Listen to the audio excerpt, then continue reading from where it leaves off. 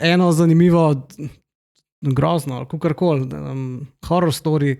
imam, kako so enem podjetju lotili neke AI segmentacije, ne, kjer so rekli, mi bi radi nagovorili stranke, ki imajo visoko verjetnost za churn, torej neko pogodbeno razmerje je bilo v zavarovalništvu, iščemo stranke, ki imajo visoko verjetnost za churn. In nekako takle čas je bil tako. Aprila se je IT data ekipa lotila analize tega, raziskave, da so zbrali vse podatke, maja so te podatke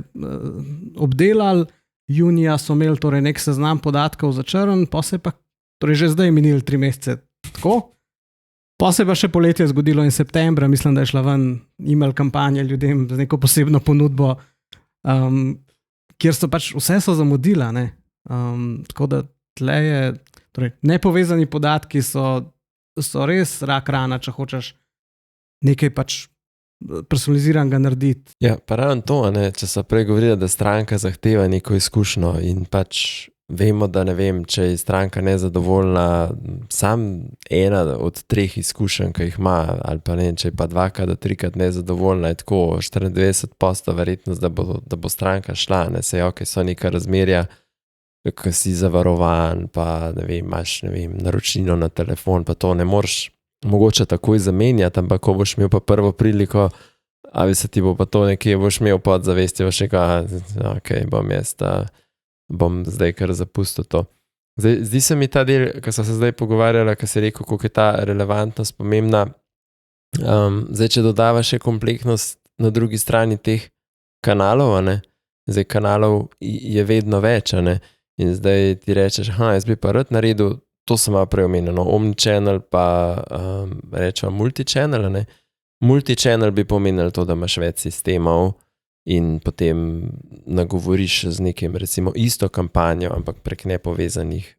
sistemov. Omnichannel v tem primeru, to, da pač poslušalci vejo, pomeni, imaš en sistem, kjer rečeva eno kampanjo, povežeš in potem bo glede na to, kdo je bolj verjetno odziven na SMS-u, mu postala tja, potem tistim, ki ne bo nič naredili, mogoče bo ta audience se prenesel v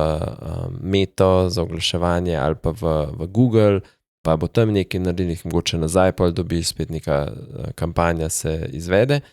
In ko enkrat tudi ta omnichannel delaš, pa ga se ga šlah tudi ta life cycle marketing, ne. Ko ti rekel, nekdo se zdaj sprehaja po nekem življenjskem ciklu tvojega produkta ali pa ti si v bistvu nekako povezan z življenjskim ciklom stranke in pa boš ti neke kampanje lahko nastavil, ki se začnejo in začel ti imel te podatke, se pravi real time podatke, boš se lahko takrat odzval in vse te stvari naredil, hkrati boš pa lahko tudi vse to, kar si zajel od nekoga, vedel v nekakšnem kontekstu, je tudi uporabil za ta target based, ampak to pomeni, da boš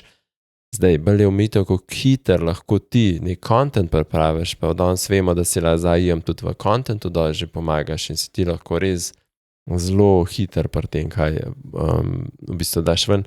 Pa ena stvar, ki poleg kanalov se mi zdi pomembna, ko imaš urejene te podatke, ne,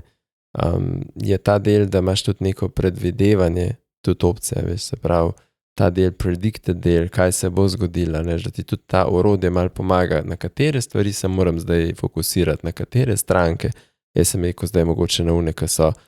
hot leadi, ne, mogoče bi ti že kar sistem predlagal, te pa tle imaš pa nek segment, ki sistem najbolj ve, kako, ne vem, to narediti.